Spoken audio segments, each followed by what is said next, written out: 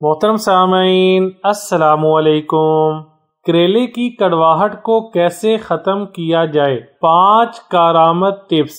کریلے اپنی کڑواہٹ کی وجہ سے مشہور ہیں، لیکن اس میں کریلے کی کوئی غلطی نہیں، بلکہ اس کی کڑواہٹ میں بھی آپ لوگوں کے لیے بہت فائدے ہیں۔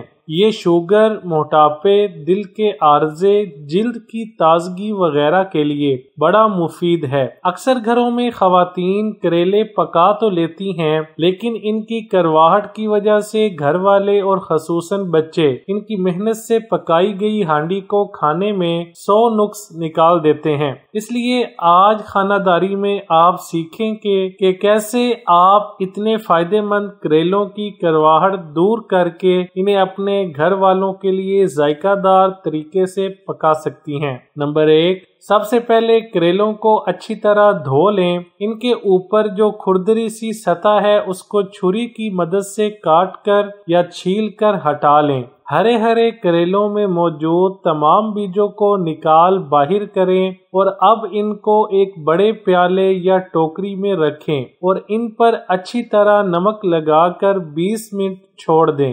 20 منٹ بعد آپ دیکھیں گی کہ پانی نکل رہا ہوگا۔ اب آپ کریلوں کو اچھی طرح نچوڑ لیں۔ نچوڑنے کے بعد چاہیں تو سادے پانی سے کنگھال لیں اور اب اس کو اپنی مرضی کے مطابق جس طرح چاہیں پکا لیں۔ آپ کا کھانا بھی ذائقہ دار بنے گا اور کریلوں کی کڑواہٹ بھی دور ہو جائے گی۔